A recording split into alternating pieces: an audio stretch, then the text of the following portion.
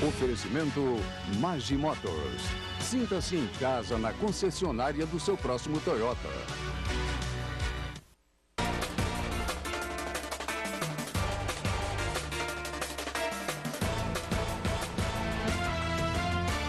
Boa noite. Muita gente pensa que voar é um ato de fé e que aviões são máquinas mágicas. Nenhum nem outro. Quando acontece uma tragédia como a do voo Air France 447, as coisas ficam diferentes. Voar está perfeitamente de acordo com as leis da natureza. Confiar demais em máquinas, talvez seja esse o ato de fé. Operação Pente Fino no Mar. Navios e aviões de Brasil, França e Espanha procuram o Airbus desaparecido. Fica em Fernando de Noronha a base brasileira. As buscas vão continuar durante toda a noite. A angústia das famílias. Mais de 50 brasileiros estão desaparecidos. Turbulência, pane elétrica, erro humano. Especialistas levantam as hipóteses que derrubaram o avião. Na minha opinião, houve alguma coisa estrutural que acabou derrubando esse avião. E provavelmente aconteceu rapidamente. E mais, uma reportagem especial sobre meninas do Brasil que são prostituídas muitas vezes pelas próprias famílias. O Jornal da Globo vai analisar também as últimas novidades do futebol brasileiro.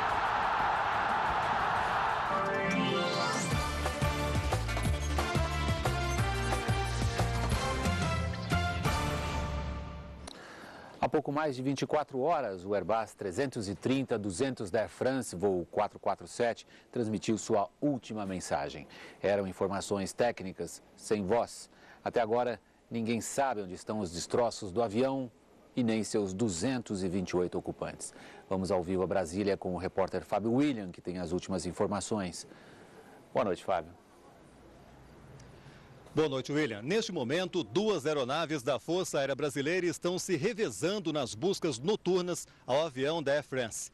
Um Hércules C-130 está equipado com um sistema de rastreamento do localizador eletrônico. O localizador é um equipamento que todo avião tem e é acionado automaticamente quando ele é acidentado. O Hércules já fez a primeira viagem e retornou a Natal não encontrando nada. Às 2 da manhã, ele faz nova decolagem. Agora, uma aeronave R-99 está chegando à região. Ela tem um radar capaz de fazer uma varredura na superfície da água, mesmo no escuro, e fornecer imagens como numa fotografia. Devido à localização provável do acidente, o trabalho de busca é muito difícil, como explica o repórter Vladimir Neto. A maior dificuldade das equipes de resgate é chegar à área onde o avião desapareceu. Leva-se muito tempo para se chegar na área e isso se consome a autonomia da aeronave e também para voltar. Além disso, nessa região não existe cobertura de radar. É um longo trecho. São mais de 2.000 quilômetros em que o avião fica sobre o mar e o único contato é via rádio. Algumas áreas não têm essa cobertura. Só é possível quando se tem um pedaço de terra que seja possível colocar um radar fixo nesse momento, nesse local. Toda a rota ela é pontuada por posições em que o piloto é obrigado a ir reportando para os órgãos de controle à medida que esses pontos vão sendo alcançados. O ponto de partida das buscas é o local de onde o avião fez o último contato. Agora a procura se estende ao longo de 400 milhas, quase 650 quilômetros, a partir do arquipélago de Fernando de Noronha. 40 militares trabalham na base de operações montada na ilha.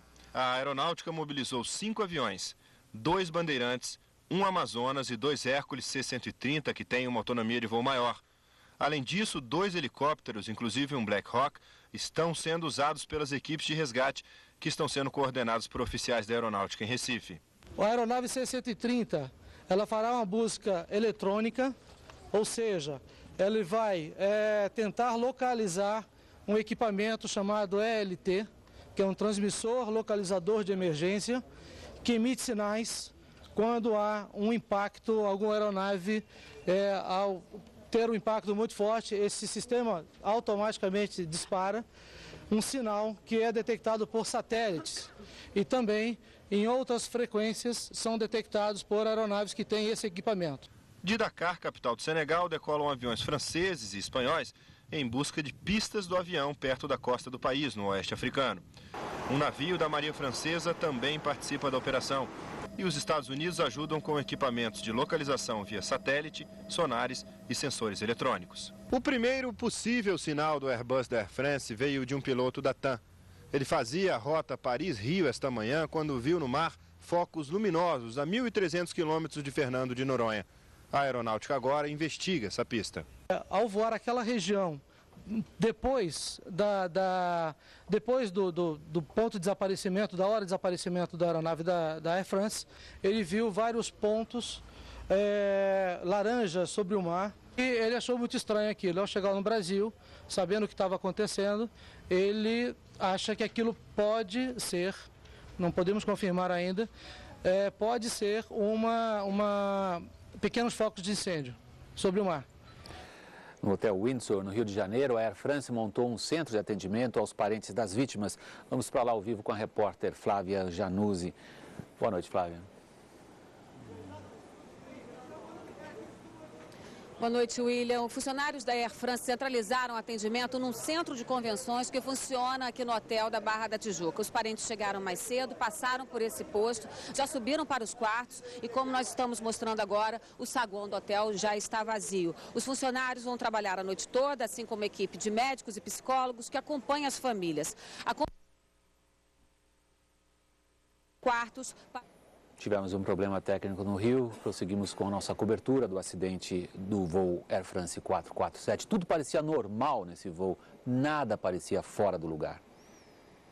O voo 447 da Air France decolou por volta das 7h30 da noite de domingo do aeroporto Antônio Carlos Jobim, no Rio, com destino a Paris. Uma viagem que costuma durar 10 horas e 20 minutos. O Airbus A330, projetado para voos longos, seguiu até Natal e fez uma curva para a direita, para pegar a aerovia UN-873, uma das 5 rotas fixas usadas por aviões do mundo inteiro para trafegar entre o Brasil e a Europa. A escolha de uma dessas rotas, que é feita antes da decolagem, leva em conta, entre vários fatores, as condições meteorológicas. Cada aerovia possui pontos específicos onde o piloto faz contato com o controle de voo. Segundo a aeronáutica, o último contato por rádio foi com o Centro de Controle de Recife às 22 horas e 33 minutos neste ponto, aproximadamente 3 horas depois da decolagem. O avião estava a 565 quilômetros de Natal, próximo a Fernando de Noronha, e as informações eram de um voo tranquilo a uma altitude de 11.000 metros e velocidade de 840 quilômetros por hora. O segundo contato com os controladores brasileiros era para acontecer às 23 horas e 20 minutos neste outro ponto, onde as informações de voo passariam a ser dadas pelos pilotos a controladores do Senegal. Mas antes disso, o voo saiu do alcance dos radares brasileiros. Segundo a Air France, informações enviadas por um sistema automático que não tem a interferência dos pilotos foram recebidas às 23 horas e 14 minutos, hora de Brasília, em Paris, no centro de operações da companhia. Os dados indicaram perda de pressão na cabine e pane elétrica 14 minutos após a aeronave entrar em uma região de forte turbulência. Depois disso, o voo 447 não mandou mais nenhum sinal. No avião viajavam passageiros de 32 nacionalidades. Segundo a ANAC, 57 são brasileiros, mas a Air France afirma que são 58. 61 são franceses, 26 alemães, 9 italianos e 9 chineses. E ainda mais 53 pessoas de outros 27 países. Agora sim, nós voltamos para a porta do Hotel Windsor, no Rio de Janeiro, onde está a repórter Flávia Januzzi e completa a reportagem. Flávia, por favor. William, como eu havia dito, o atendimento da Air France passa a ser centralizado aqui na Barra da Tijuca. O atendimento lá na base do Galeão foi desativado, portanto, as informações serão centralizadas aqui no Hotel Windsor. Os funcionários vão trabalhar a noite toda, assim como a equipe de médicos e psicólogos que acompanha as famílias. A companhia aérea disponibilizou 154 quartos para os parentes dos passageiros, mas cerca de 50 pessoas vão passar a noite aqui, a maioria vinda de outros estados. E a Air France disponibilizou um telefone para mais informações, que é o 0800 881 2020. William. Obrigado, Flávia. Boa noite. O que é capaz de derrubar um jato moderno voando em alta velocidade a grande altitude? Especialistas acreditam numa manobra brusca capaz de causar a desintegração da aeronave. O Airbus 330-200 é um dos maiores e mais bem equipados aviões do mundo. Tem diversos computadores que analisam cada momento do voo e dão ordens para 5 sistemas de controles elétricos e redundantes. Isso significa que se um deles falha, existem outros 4 para manter o avião no ar. Mesmo assim, a aeronave que fazia o voo 447 da Air France entre o Rio de Janeiro e Paris desapareceu. O que aconteceu sobre o Oceano Atlântico para derrubar o avião e não dar chance à tripulação de pedir socorro? Pilotos e investigadores de acidentes aéreos ouvidos pelo Jornal da Globo dizem que ainda é muito cedo para desvendar este mistério, mas concordaram em falar sobre algumas hipóteses que podem levar a um desastre como este. O voo 447 da Air France atravessava uma região especialmente conhecida pela ocorrência de turbulências. O Airbus é projetado para suportar esses solavancos. Mas se eles forem fortes demais, ou se a velocidade não for a recomendada para a situação, a estrutura pode enfrentar forças da natureza não previstas pelo projeto. Uma turbulência muito forte, muito acima das turbulências normalmente conhecidas, sim.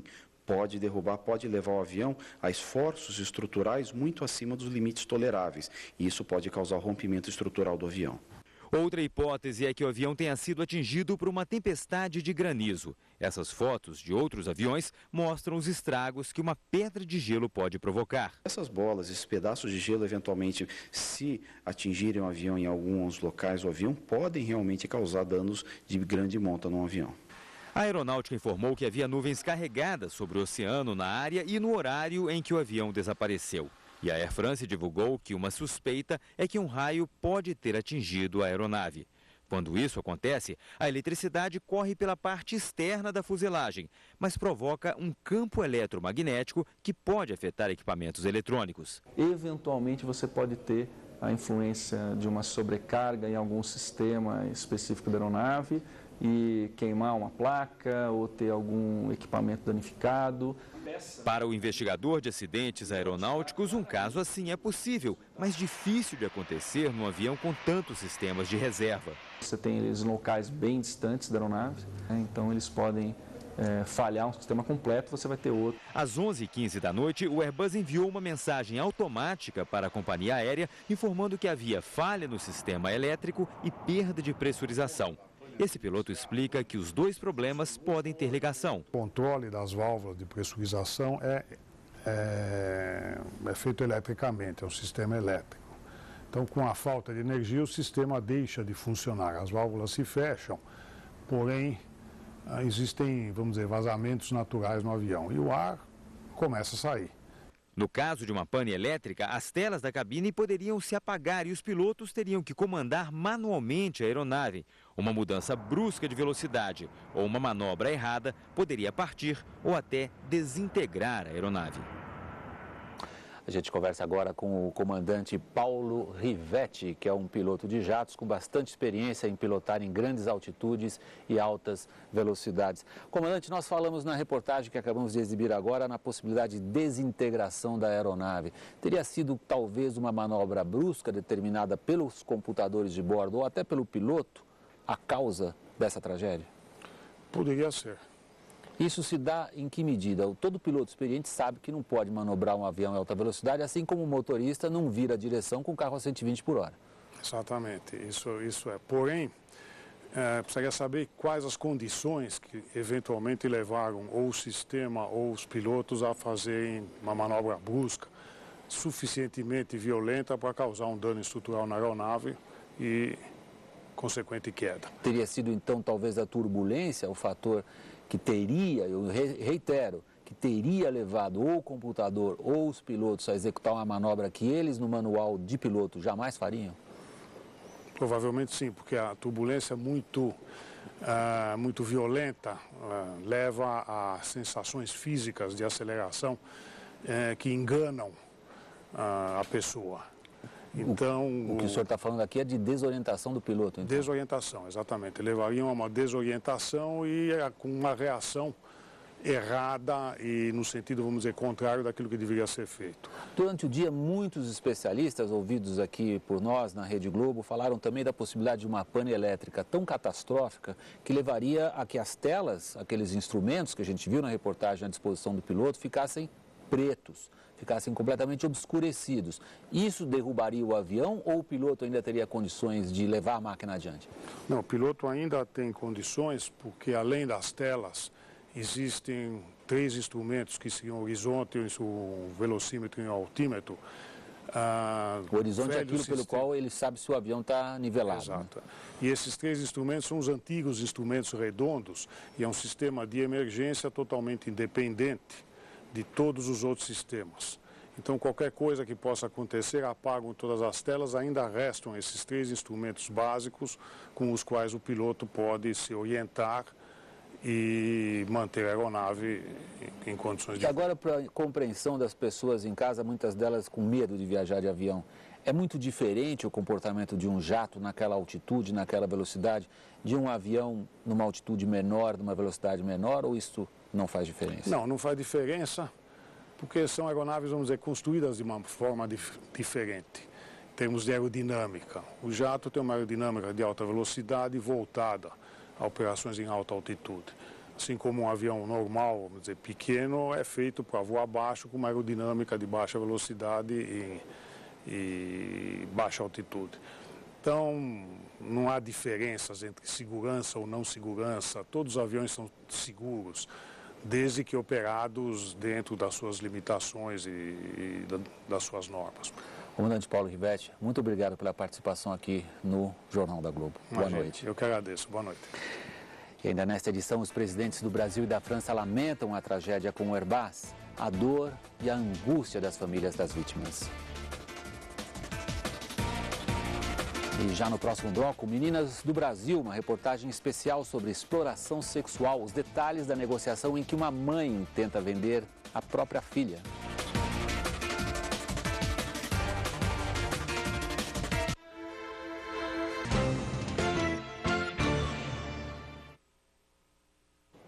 É difícil imaginar algo mais sórdido do que a exploração sexual de menores, a não ser quando os exploradores são os próprios pais. A reportagem é de Francisco Regueira, Alberto Fernandes e Paulo Renato Soares.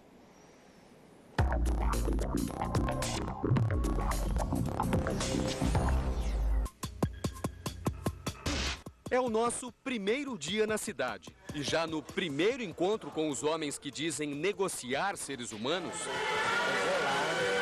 bati na casa da mãe dela, vou chamar a mãe dela. O Boca, não é com o filho do Boca, o Boca é porca lá. Os aliciadores fazem o contato entre interessados em sexo e famílias dispostas a negociar. A mãe dela lá, se ela dizer que sim. Aí eu vou dizer, eu vou buscar ele lá, né? Para que adianta nós ir daqui para lá, chegar na hora lá. Quando eu trazer a resposta, eu vou dizer, vocês dizer, bora lá, porque tá um negócio seguro. Mas a mãe dela não deu. Exploração sexual de menores. Esta é a realidade de uma região esquecida. Portel, Baía do Marajó, Pará. Com uma câmera escondida, os repórteres Francisco Regueira e Alberto Fernandes mostram como agem os envolvidos nesse crime repugnante. Os aliciadores levam nossa equipe até Edna dos Santos Balieiro. 6 filhas, 2 moram com ela. Toda minha filha são mulher. No dia seguinte, voltamos a falar com Edna. Insistimos em falar da menor de idade. Uma mãe seria capaz de vender a própria filha? Edna é.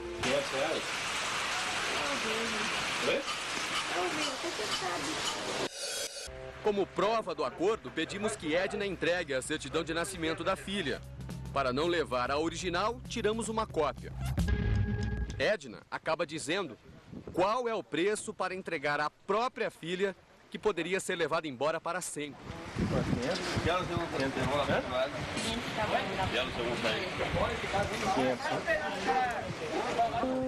Não concretizamos o negócio absurdo. Edna foi avisada de que voltaríamos depois para fazer o pagamento. E nossa equipe deixou o município. O que se encontra aqui no Marajó realmente é o pior que se tem conhecimento. Isso é uma monstruosidade, isso é realmente super-humano. Estamos num monomotor indo de Belém para o município de Portel. De avião, a viagem leva pouco mais de 1 hora. De barco, seriam 18 horas. Daqui de cima é possível entender melhor porque esse lugar está isolado. Depois que o produtor Francisco Regueira e o repórter cinematográfico Alberto Fernandes registraram com uma microcâmera a negociação de seres humanos, decidimos voltar para falar com as famílias. Será que existe uma explicação para uma mãe decidir vender a própria filha? Encontramos Edna no mesmo bar onde foi feita a negociação. A senhora não venderia um filho? Não, Deus me livre. Só dou para Deus porque isso eu não posso dizer que não. Se eu disser para a senhora que outro dia teve uma equipe nossa aqui com uma câmera que a senhora não viu e gravou a senhora negociando a sua filha por R$500. Não negociei. A senhora não acertou R$500 para Não aceito nem 1.000. Vamos ouvir também um dos aliciadores. Tem uma gravação. Você, quando agencia o programa, você fala com a mãe das meninas? Eu não agencio nada. Eu não vou nem falar mais nada. Mas está gravado, você... Eu tenho uma gravação, você, falando que fala com a dona da porca, que você fala com a porca, não fala com as porquinhas. Então deixa aparecer, deixa lá que a gente vai falar. Hã? Né? Tá gravado você. Como é que eu posso saber disso? Tá gravado. Então pronto, já que tá gravado, você sabe. O que a Defensoria pode fazer nesse caso é representar ao Ministério Público, no caso o Ministério Público do Estado, para que essa mãe, ela perca o pátrio poder, para que essa criança seja resgatada. Porque uma criança que está sendo explorada, o Estado tem o dever de proteger. Exploração sexual, tráfico de pessoas e todo tipo de abuso. Esta jovem foi estuprada aos 13 anos. A irmã e a sobrinha dela também. Nesse Brasil sem lei e esquecido, quem sofre tantas agressões pede socorro. Eu não quero fazer drama. Eu quero que as autoridades vá até lá e veja de perto o problema, a cidade, a situação. Calar não é o melhor remédio.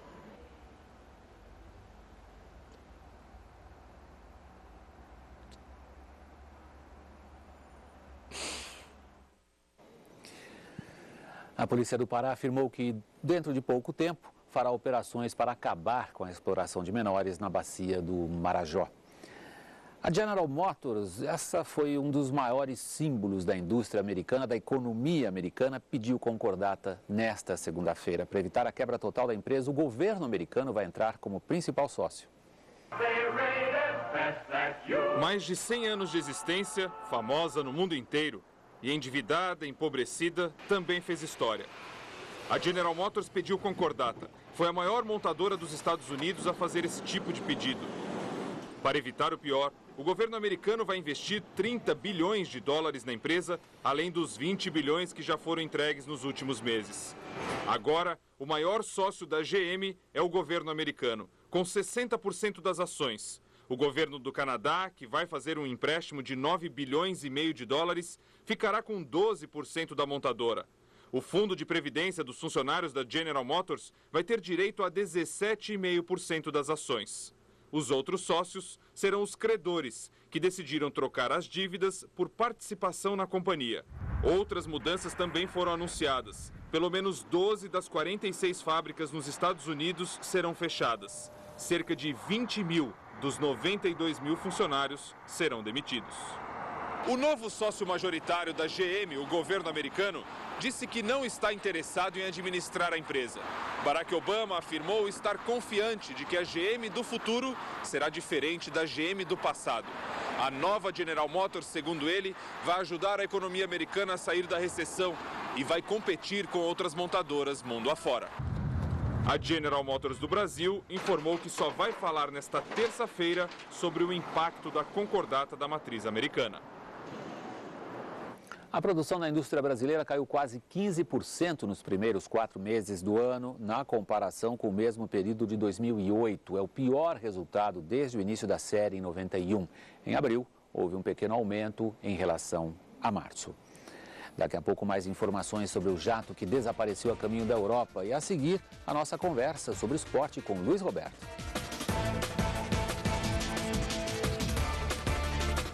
Boa noite. Eliminatórias da Copa. A seleção brasileira se apresentou no início desta noite no Rio de Janeiro e viajou para a concentração de Teresópolis. Maior astro do grupo, Kaká se apresentou bem vestido, cheio de estilo, mas sem querer dar entrevistas. Outro que só vai falar nessa terça-feira é o técnico Dunga, que terá apenas 4 dias para preparar o time para 2 jogos importantíssimos. Como a diferença entre o primeiro e o quinto colocado é de apenas 7 pontos, o Brasil está encarando os próximos desafios contra Uruguai e Paraguai praticamente como decisivos para ir à próxima Copa do Mundo. 2 resultados positivos vai nos dar a classificação, tentar carimbar aí o passaporte. Atualmente, o Brasil é o segundo colocado na classificação das eliminatórias com 21 pontos, 3 atrás do líder Paraguai. A vice-liderança é uma posição honrosa para qualquer seleção, mas quando se trata do país do futebol... Poder ficar em primeiro, eu acho que esse tem que ser o nosso objetivo. A gente conversa agora com o narrador Luiz Roberto.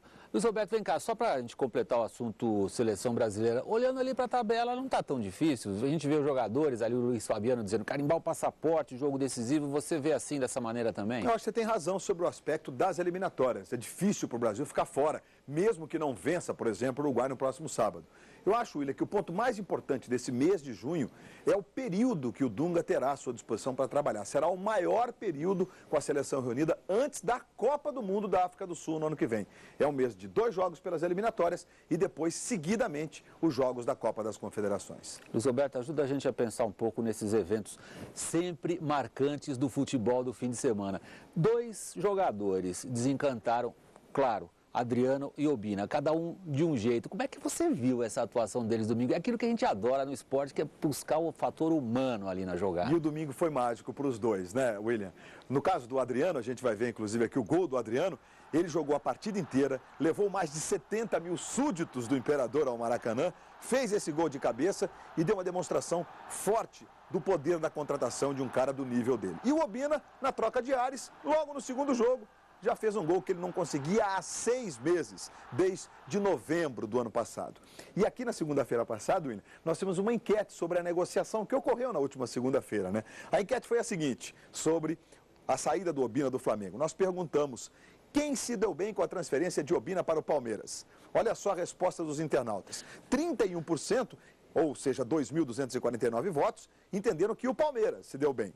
Entretanto, 68%, quase 69% entenderam que o Flamengo acabou se dando melhor nessa negociação. Mas eu estou mais ainda com a minha opinião, viu, William? O Obina foi quem se deu bem, teve tranquilidade para trabalhar e vai aos poucos readquirindo o futebol que o consagrou. Você escapou super bem da pergunta da enquete. No fundo, somando os dois, sai ganhando todo mundo. Vamos olhar para frente. Quarta-feira, dia de decisão, Copa do Brasil. Aliás, a impressão que dá é que o pessoal que está se preparando aí para essa decisão está tendo um pouco de queda de desempenho ou não? Ah, sem dúvida, William, sem dúvida. Se não, vejamos. Por exemplo, o Corinthians jogou com o time de reservas contra o Santos, perdeu por 3-1. Já o Internacional de Porto Alegre jogou com os reservas e venceu. O Coritiba, que joga contra o Inter, mandou a campo os titulares. Gol do Marcelinho Paraíba, um dos artilheiros do campeonato, mas em compensação derrota para o Goiás. Curitiba é o último colocado. No Inter tudo dá certo. Aí o gol do garoto Thales, mais uma revelação colorada. O jogo foi contra o Avaí. O Inter venceu por 2-1 e está no outro ponto da tabela, exatamente na liderança do Campeonato Brasileiro. Ou seja, o Inter vai muito mais forte para esse jogo e já tem uma vantagem de estar vencendo por 3-1. É favorito para a decisão. Luiz Roberto, qual é a tua expectativa?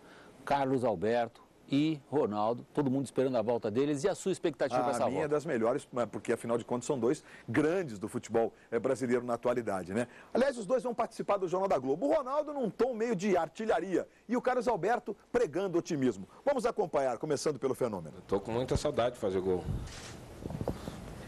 Faz um tempão. Tô precisando. Vamos ver. E a gente tem total condições aí de chegar à final. Lógico que a gente sabe que vai ter dificuldade na partida, mas se você for determinado nesses momentos que tem que decidir, você tem grande possibilidade de passar. Os dois estarão em campo na próxima quarta-feira. O primeiro jogo foi 1-1 no Maracanã. O Corinthians tem o favoritismo pelo fato de jogar em casa e pelo 0-0. Luiz Roberto, muito obrigado. Obrigado você, Boa noite. Boa noite. A seguir, mais informações sobre a tragédia com o avião da Air France, que levava 228 pessoas a bordo.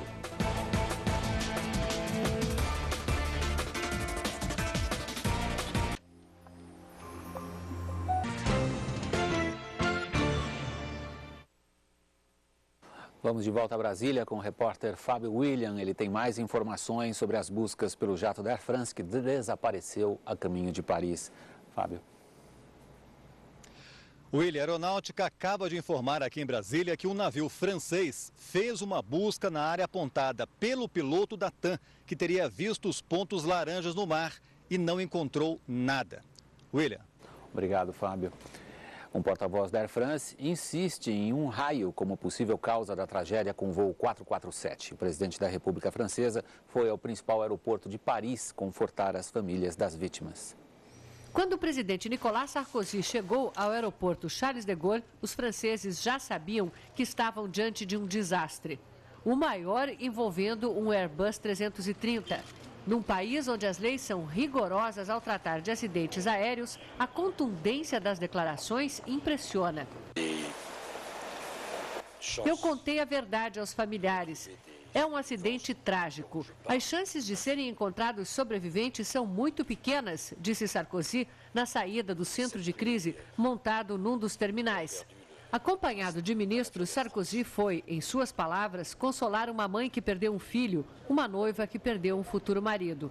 Segundo o presidente, todos os esforços agora são para localizar o mais rápido possível os restos do avião e compreender o que aconteceu.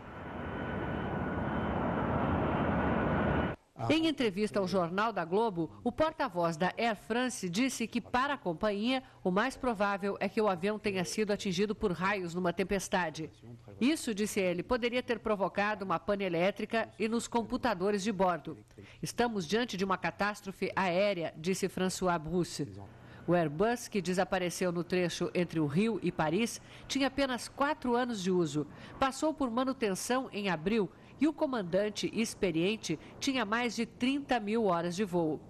O último grande desastre com uma aeronave da companhia francesa foi há 9 anos. Um Concorde bateu na pista do Charles de Gaulle pouco depois de decolar para Nova York. O presidente da Comissão Europeia, José Durão Barroso, enviou mensagens de solidariedade aos presidentes do Brasil e da França. A Itália, que tinha 10 de seus cidadãos no voo, montou um centro de crise para dar apoio às vítimas. De El Salvador, onde foi para a posse do presidente Maurício Funes, o presidente Lula conversou por telefone com Nicolas Sarkozy. Nessas horas não existe outra coisa a não se lamentar profundamente e desejar para a família muita força, porque nessa hora não existe palavra, ou seja, eu não sabia bem o que falar com o Sarkozy, ele não sabia bem o que falar comigo, a não ser um agradecer o outro. No Brasil, parentes e amigos dos passageiros do voo 447 da Air France lidam com a angústia da espera por mais notícias. Apreensão, ansiedade, todos querendo uma explicação. Poucas respostas. Muitos pareciam não acreditar no que estão vivendo. Meu pai e minha mãe se amam loucamente, estavam indo felizes da vida para Paris, comemorar o aniversário dele, então eles foram juntos, que pior é que se fossem separados, eles foram juntos, felizes. Desde que o desaparecimento do avião foi confirmado, aproximadamente 120 parentes e amigos dos passageiros estiveram no Aeroporto Internacional Tom Jobim. 10 precisaram de atendimento médico. Muitos parentes que vieram de outros estados estão neste hotel, na zona oeste do Rio. Outros preferiram esperar pelos resultados das buscas nas cidades onde residem. Seu Valdir conta que depois de se despedir da filha, a funcionária pública Deise Possani, teve uma noite difícil. Nesta segunda-feira, quando soube do acidente, não teve dúvida. Escutei o rádio, né? E já senti que seria a última viagem da minha filha. Para a irmã do maestro Silvio Barbato, que já foi diretor e regente da Orquestra Sinfônica de Brasília, a confirmação veio por telefone. Ele tinha viajado para se apresentar na Ucrânia e na Itália. Eles só confirmaram que o Silvio estava na lista. Somos uma família que viaja muito. Então a gente nunca, acho que a gente foi perdendo o cuidado de avisar em que voo a gente estava. Então nós estávamos ainda com uma esperança hoje de manhã de que ele tivesse pego outro voo da Air France. Em Barra Mansa, no oeste do Rio, os companheiros de trabalho de Luiz Cláudio Alves de Monlevade também estão apreensivos. O amigo é engenheiro de qualidade de uma empresa francesa. É uma coisa muito lamentável que aconteceu, uma tristeza. O engenheiro Wilton Jadir de Souza, casado, 2 filhos, era funcionário da Petrobras e viajava muito à Europa. Os irmãos ainda mantêm esperança. Né? Mas a gente acredita, sim, que se há sobreviventes, com certeza ele está lutando para sobreviver. Em poucos segundos, a tragédia do voo 447 destruiu lares, sonhos, vidas. Algumas você vai conhecer agora. Estavam no avião o cirurgião plástico Roberto Correia Chem, a mulher dele, Vera, e a filha do casal, Letícia. Viajavam de férias para a Grécia e Turquia. A médica Bianca Cota e o advogado Carlos Eduardo, recém-casados, iam passar a lua de mel em Paris. Juliana de Aquino, cantora, 29 anos, ia para a Alemanha, onde mora há 6 anos. Esteve no Brasil para visitar a família em Brasília. O oceanógrafo Leonardo Veloso Dardengo retornava a Paris para continuar os estudos do doutorado. O voo 447 levava também os italianos Rino Zandonai, Giovanni Lenzi e Luigi Zortea, que passaram por Santa Catarina para doar 20 mil euros às vítimas da enchente do ano passado. Pedro Luiz de Orleans e Bragança, de 26 anos, o 4º na linha sucessória da família real brasileira. O argentino Pedro Dreyfus, de 38 anos, que atuava na ONG Viva Rio. O chefe de gabinete da Prefeitura do Rio, Marcelo Parente, e a mulher dele. E os executivos da Michelin, Luiz Roberto Anastácio, presidente para a América Latina, e Antônio Augusto Gueiros, de 46 anos, diretor de informática da empresa. O Jornal da Globo fica por aqui. Outras notícias no Bom Dia Brasil ou a qualquer momento na nossa programação. Você assiste agora ao programa do Jô e nós estamos de volta amanhã. Até lá.